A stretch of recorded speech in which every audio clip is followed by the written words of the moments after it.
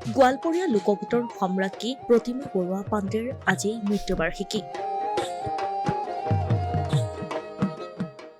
গোৱালপৰীয়া লোকগীতৰ আজন্ম সাধকগৰাকীক পৰিছে সমগ্ৰ অসমবাসীয়ে। 2023 বৰ্ষৰ প্ৰতিমা বৰুৱা পাণ্ডে বঁটা প্ৰদান ৰহেন্দ্ৰনাথ ব্ৰহ্মক। আজি গোৱালপৰীয়া লোকগীতৰ সম্ৰাজ্ঞী প্ৰতিমা বৰুৱা পাণ্ডেৰ মৃত্যুবাৰ্ষিকী। পদ্মশ্ৰী প্ৰতিমা বৰুৱা পাণ্ডেৰ মৃত্যুবাৰ্ষিকীত ৰাজ্যজুৰি স্মৰণ কৰা হৈছে মহান শিল্পীগৰাকীক। সদৌ অসম ছাত্ৰ সন্থাৰ উদ্যোগত চান্দমাৰীস্থিত প্ৰতিমা বৰুৱা পাণ্ডেৰ প্ৰতিমূৰ্তিত সমূহীয়াভাৱে জনোৱা হয় শ্ৰদ্ধাঞ্জলি। এৰাবাটৰ সুৰৰ জৰিয়তে আত্মপ্ৰকাশ কৰা প্ৰতিমা বৰুৱা পাণ্ডেৰ আছে বহু কালজয়ী গীত। সোণৰ বৰণ পাখি হস্তীৰ কন্যাৰ দৰে বহু কালজয়ী গীতেৰে অসমৰ সাংস্কৃতিক ক্ষেত্ৰখনক চহকী কৰি থৈ যোৱা মহান শিল্পীগৰাকীক আজি সোঁৱৰিছে সকলোৱে। সেইগৰাকী মহান শিল্পীৰ আজি 23 সংখ্যক মৃত্যুবাৰ্ষিকী। কেইবাটাও ৰাষ্ট্ৰীয় পুৰস্কাৰে সন্মানিত হোৱা প্ৰতিমা বৰুৱা পাণ্ডে 2002 চনৰ 27 ডিচেম্বৰত ইহলীলা সম্বৰণ কৰিছিল।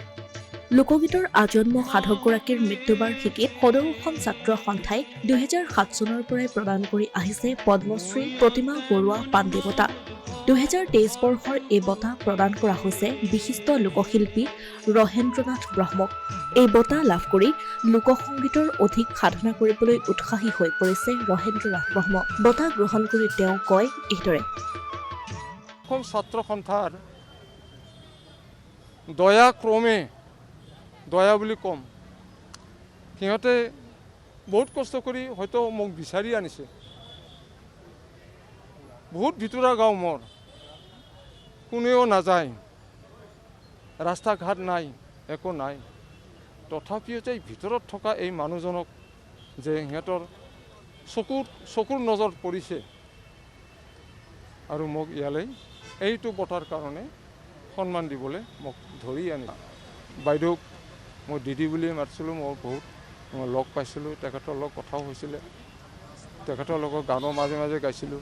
তেখেতৰ নামেৰে এটা বঁটা প্ৰদান কৰাৰ এটা হেৰি আছে আৰু সেই বঁটাটো মই আজি পাম।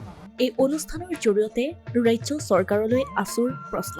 চৰকাৰী ঘোষণা মাথো ঘোষণাই হৈ ৰব নে শিল্পীগৰাকীৰ ঘৰ সংৰক্ষণ অথবা সংগ্ৰহালয় স্থাপন কৰা হ'ব? যোৱা বছৰ হাৱা মহলটো 15 কোটি টকাত তেখেতসকলে ক্ৰয় কৰিলে, মিউজিয়ামলৈ ৰূপান্তৰ কৰিম বুলি ক'লে। এটা বছৰৰ ভিতৰত আজিৰ তাৰিখলৈকে কামসমূহ সম্পূৰ্ণ হৈ নুঠিল। যদি আপোনালোকে কৰিবৰ কাৰণে সমৰ্থ নহয়, তেনেহ'লে এই কাম কাজসমূহ ৰাইজক কৰিবৰ কাৰণে, ছাত্ৰ সন্থাক কৰিবৰ কাৰণে এৰি দিবৰ কাৰণে আমি বিনম্ৰতাৰে আহ্বান জনাই। Asomiya Pratidin digital desk.